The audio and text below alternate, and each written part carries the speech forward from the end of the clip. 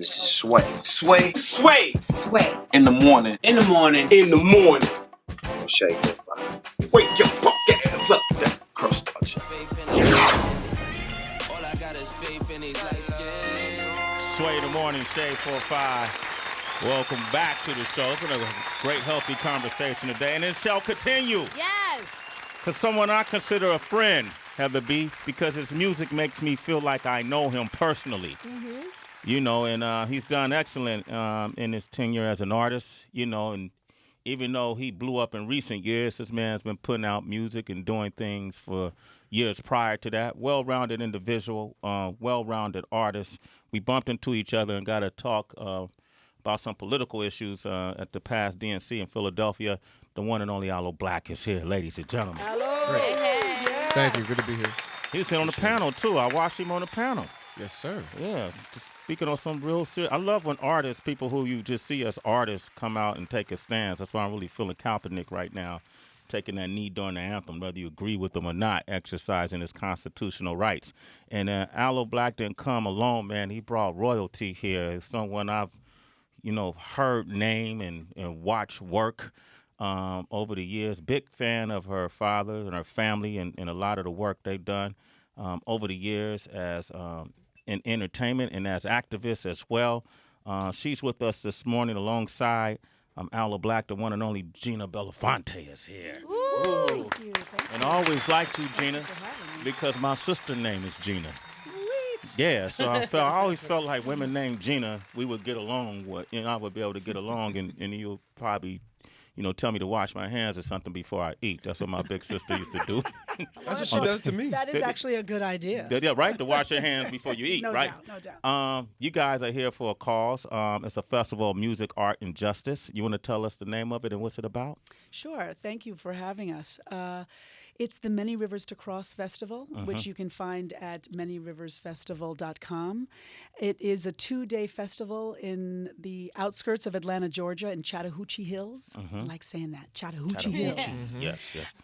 It is an opportunity for artists and activists and their fans and thought leaders to come together to shine a light on the issues of mass incarceration and voting rights, as well as given the recent climate in the past few years, police and community relations. Okay, and it's October... It's October 1st and 2nd, Uh-huh. and the lineup is crazy. It's amazing, and with all of the fantastic artists that I'll let you list off. Yes, I will. We also have an incredible lineup of thought leaders that will be able to give to the fans an articulation around possible solutions and coming together in community and to elevate voices that we don't often hear from. People like Angela Davis, Brian Stevenson, Umi Salah of Dream Defenders, formerly known as Philip Agnew, Alicia Garza from Black Lives Matter, Linda Sarsour, Carmen Perez. We have the beautiful Sonia Sanchez, who will be dropping some wisdom and poetry for us. And it's just an incredible, incredible coming together of art, culture, and activism. Sonia's been on the show. Sonia's been on the show, Gina. We know. Yeah, We up in it. That's it. That's right. Some of the artists are Aloe Blacc. T.I. will be there. John Legend, Chris Rock, Jesse Williams, Estelle, Dave Matthews, Carlos Santana, Macklemore, Wanda Sykes, Alice Smith, Public Enemy, Common. Heather, I said that. I thought Jussie Smollett, Guapole from Oakland. Sounds of Blackness, wow. Sonia Sanchez, Alicia Garcia, and many more. One of the things first of all, that's a banging-ass concert. All right? And there's plenty of more. I like this idea that the festival is going to include a social justice village. Yes. And you kind of tapped into that. And organizations are going to just share ideas, right? So how does that work? Well, we reached out to about 40, we reached out to multiple national organizations, and around 40 or more have chosen to come and participate. They're setting up booths. They'll have information. They'll be able to give folks on the ground an opportunity to see what's happening nationally. They'll be able to offer wisdom and messaging around how they can articulate themselves in their communities and how they can activate themselves. It's going to be an incredible, incredible couple of days. We have Ben and Jerry's coming down with their new flavor of ice cream, Empowerment. Okay, it's called Empowerment. The flavor of The ice flavor cream? of ice cream is called Empowerment. How amazing is that? dope. And they'll That's be dope. down That's pretty there. clever. They're going to do a large get out the vote push.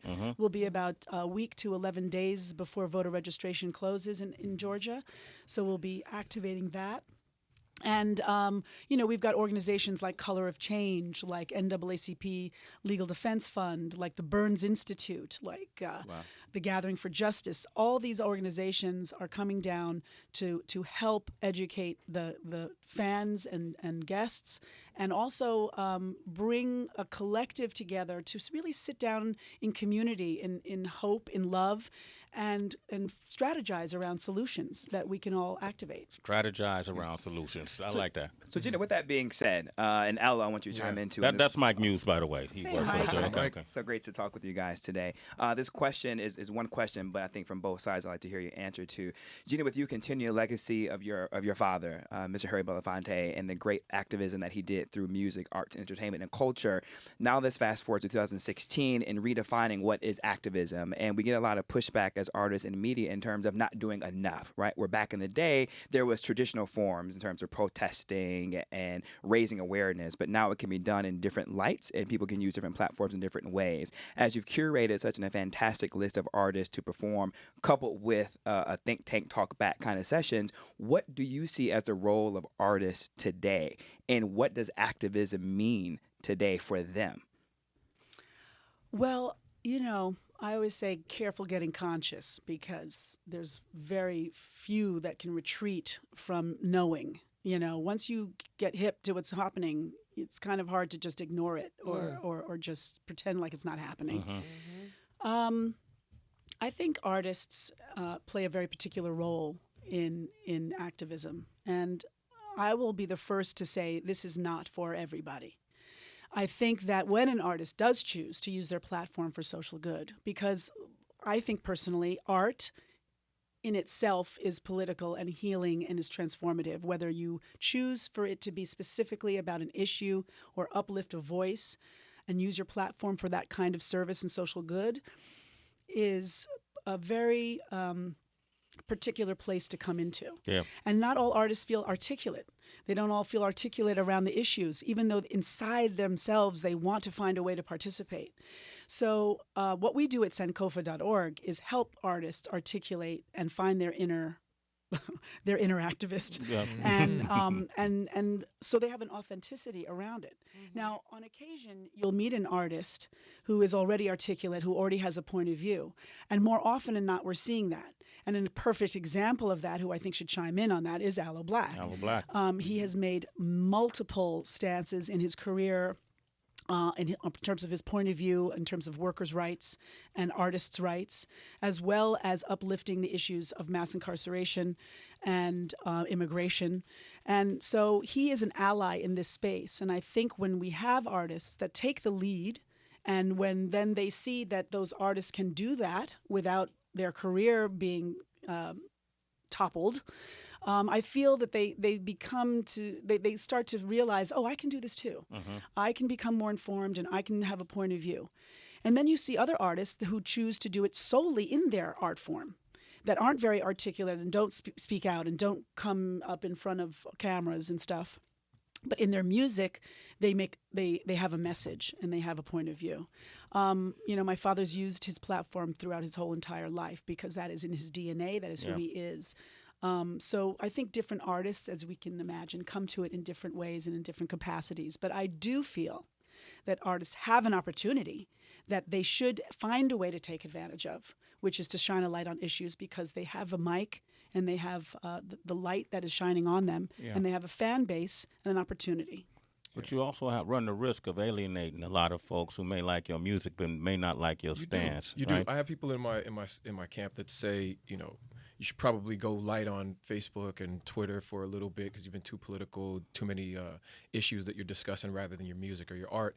And I find that my music and my art is because of because of the issues. I look to a Bob Marley who was able to preach enlightenment and revolution and love at the same time, but still be relevant musically and artistically. And so, I just think it's important for me with a platform to be able to tell my audience, look, I've said it before, I'll say it again, you can't break a broken law. If the law is broken, you can't break it. It's your job to shine the light and let the world see how broken it is. You need to act your rights, not ask for your rights. You need to speak truth to power, and that's what artists can do. That's what artists have the ability to do and the platform to do. It's to speak truth to power. Speak truth to power. That's Aloe Blacc right there. Tracy, you have a question?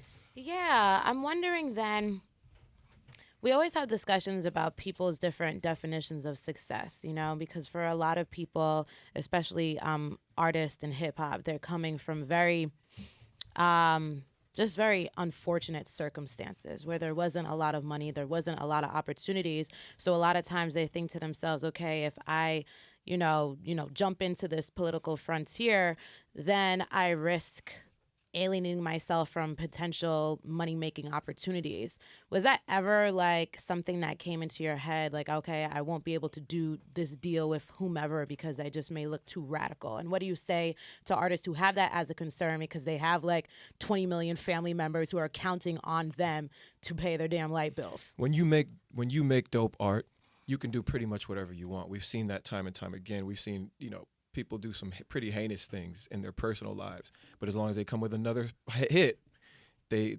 all is forgotten. Now, if you're going to be engaging in social activism, in transformative activism, I think that's probably the best kind of notch to put on your legacy and still come back and make another hit. Don't let your music fall to the wayside or your art fall to the wayside. You still got to make dope music. When Michael Jackson, for prime example, the biggest song I think in the history of pop music about racial tolerance and acceptance was Black or White. But that's exactly what it was. It was a politically active song, and it made the top of the charts. I need my peers to be doing the same thing today. When he went to Brazil and did a video about They Don't Care About Us, he's speaking about centuries of racism, of endemic, systemic, That's what he's doing. But he's Michael Jackson, the pop guy. Right. So we have this opportunity.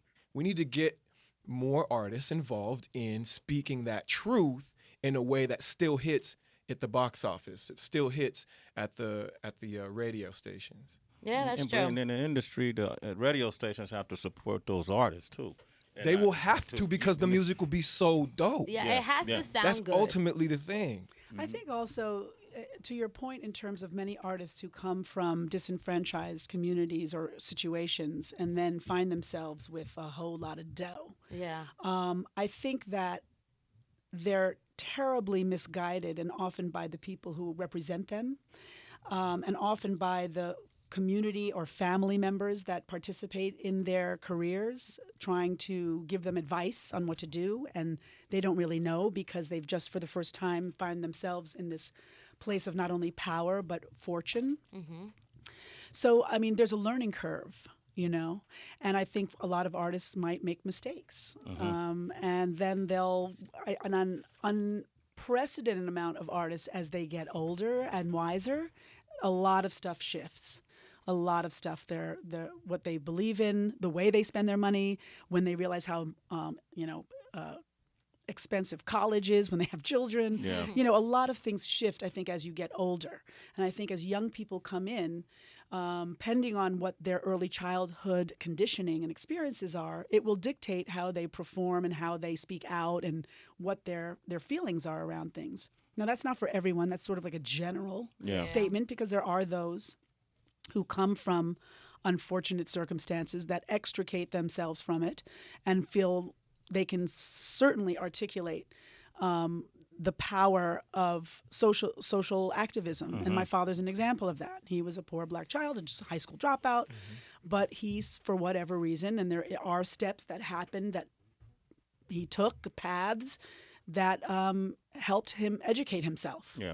So I think it has to do with a consciousness and awareness. I think it also, I think there's a lot of sort of the way relationships are in neighborhoods and in the streets that somehow not always work in the entertainment business. But I think artists who come from a certain space that want to stay authentic to their community and their sound and what they're speaking about get caught in a moment and need to sort of move beyond that focus and start talking about other things that really affect them and their communities. The very things that, they wanted to pull themselves out of. Yeah. They might want to start finding ways to pay more attention respectfully to those communities and find out what has put those communities in that place so that they can articulate that message in their music. And I appreciate these artists who are at the.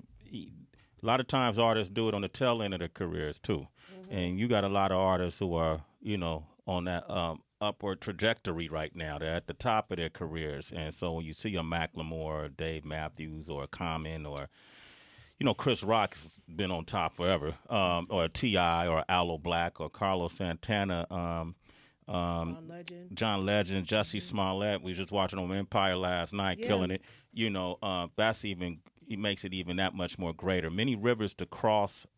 Make sure you guys find out about this. You could go to sankofa.org. Okay, SANKOFA.org. Many Rivers to Cross. It's a festival of music, art, and justice. October 1st and 2nd. And it's taking place where, Gina? Chattahoochee Hills, Georgia. I didn't want to take that from you because I know you like saying Very that. close to Atlanta. Very close to Atlanta. 20 minutes from the downtown airport. Okay, and then Aloe Blacc, who's here as an artist, as a person, as an activist. First time really on our show. He's going to come back and do some other stuff for us down the line, right? That would be nice, yeah, definitely. Okay, that'll be nice. All right, cool. And is any way they can reach y'all directly? I'm on all the social platforms, so... Okay. Yeah, me too, absolutely. And please make sure you go to also manyriversfestival.com. Okay. Because there you will actually find a more straight line dedicated to the festival. So that's manyriversfestival.com. We're on all social media. Sankofa's on social media. I personally am on social media. The festival's on social media. So find us and reach out. And your father's going to be there. He's on social media too, by the way, and yes, he is going to be there. Harry Belafonte. He may even be. Oops, shall I leak it? Oh no, everyone's saying no, but I'm going to do it anyway. Okay, no, I won't. He's going to perform. Oh, Harry Belafonte is going to be on stage. Hey, we're going to break the news. All right, you guys, thank you for the work you're doing. Thank you for coming by. All right, we got Celebrity Wire up next. Yeah, yo, and Brad Pitt's alleged mistress, she wants everyone to know her side. Shade 45. It's Sway in the morning, only On Shade 45.